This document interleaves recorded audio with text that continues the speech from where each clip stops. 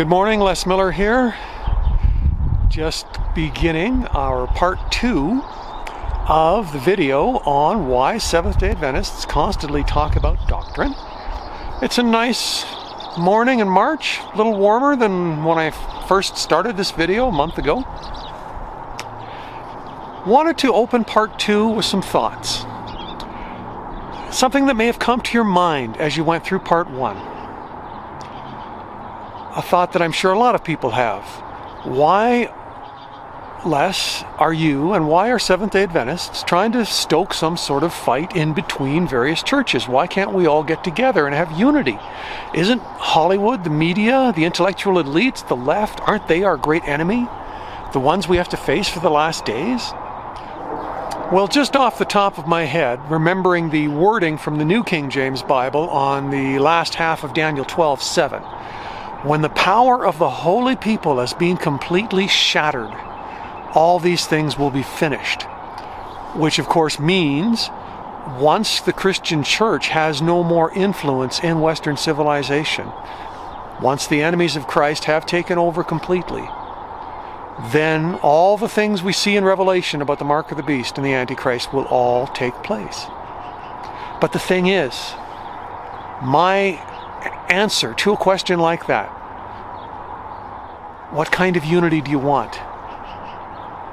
What we saw from Matthew 7, building a church based on the teachings of Christ or building a church based on human opinion, it continues in Matthew 24.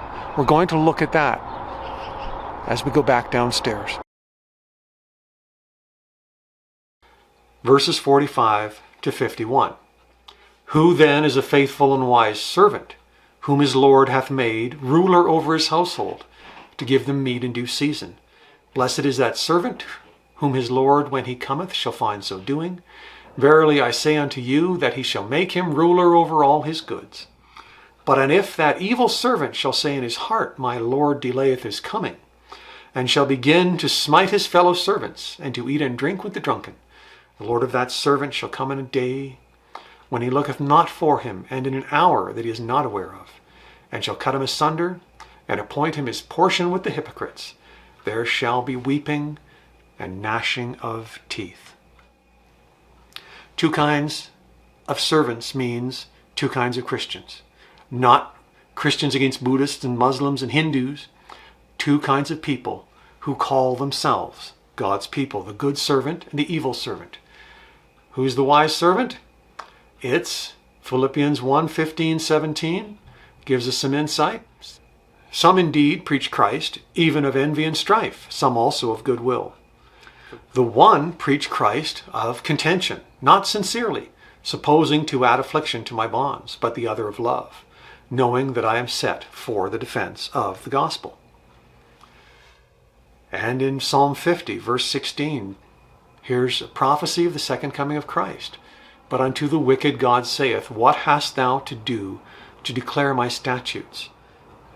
Or that thou shouldest take my covenant in thy mouth.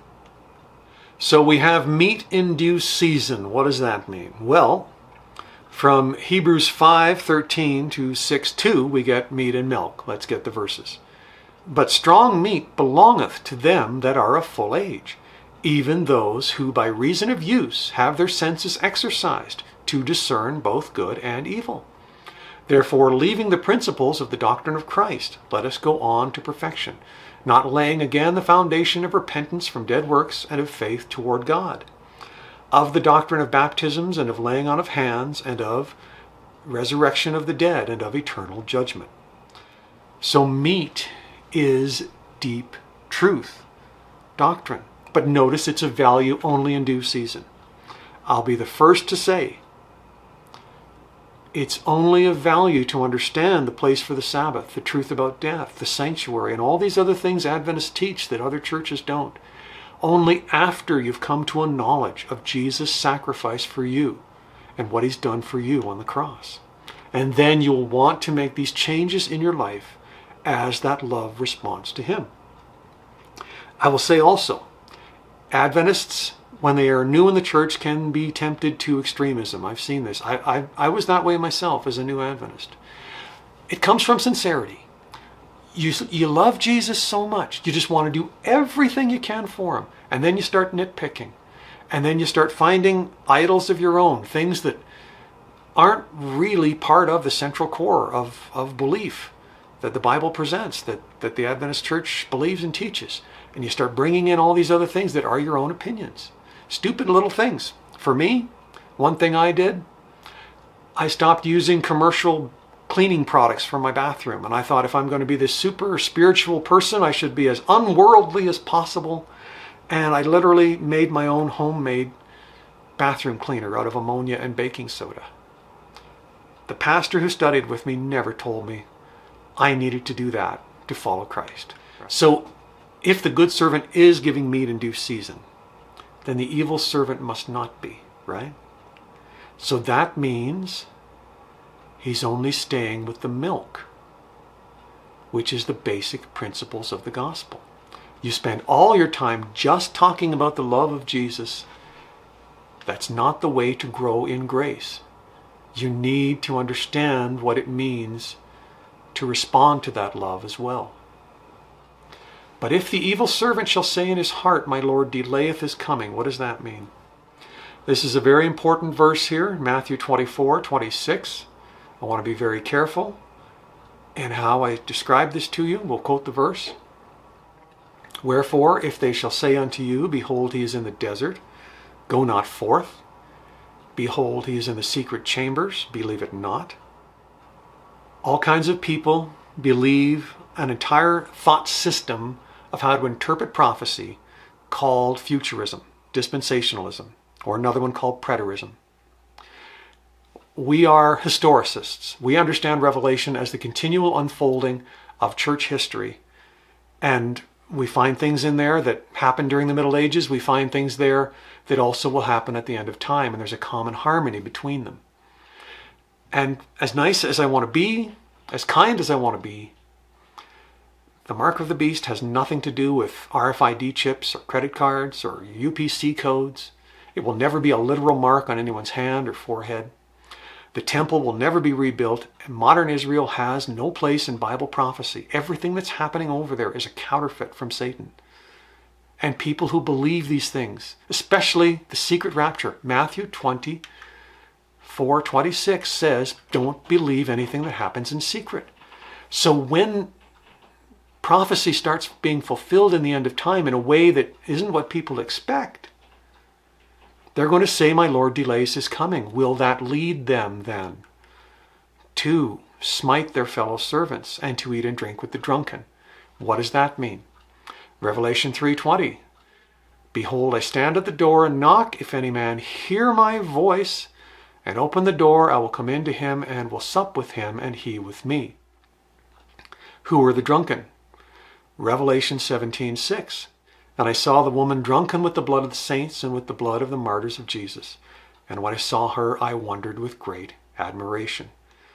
So to eat and drink with the drunken means to have a spiritual union with the Antichrist and be led to persecute the followers of God.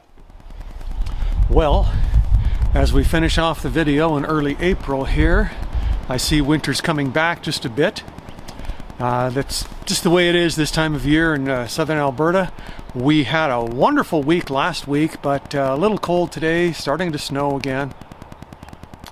But I wanted to finish this video with a couple more thoughts. Number one, the most important phrase in that last part of Matthew 24, but and if. This doesn't have to happen, right? It's not God's will that anybody in his church be lost.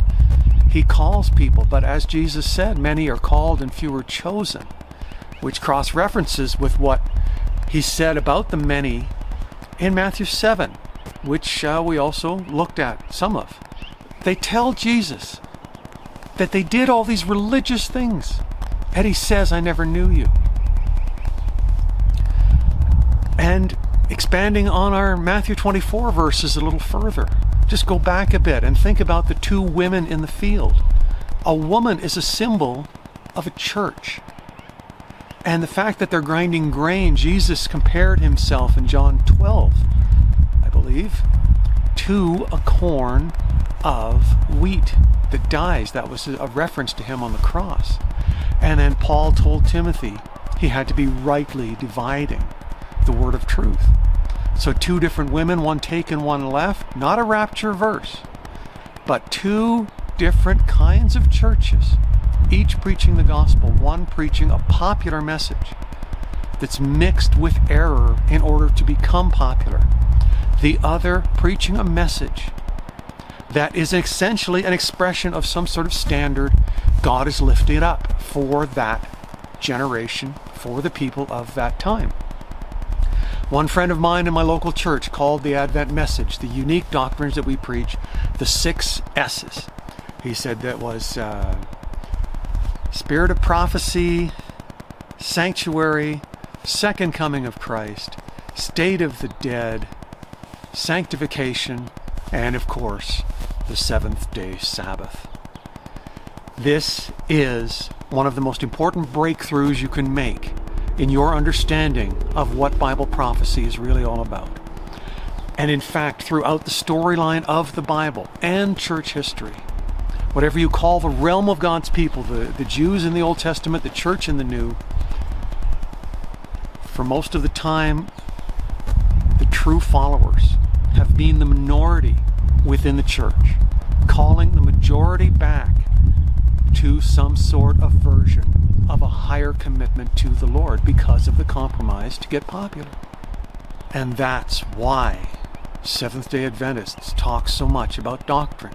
Because when you understand Christ died for you, when you want to live for Him, and you want to do everything you can, and yes, sometimes people get tempted to fanaticism, I mentioned that.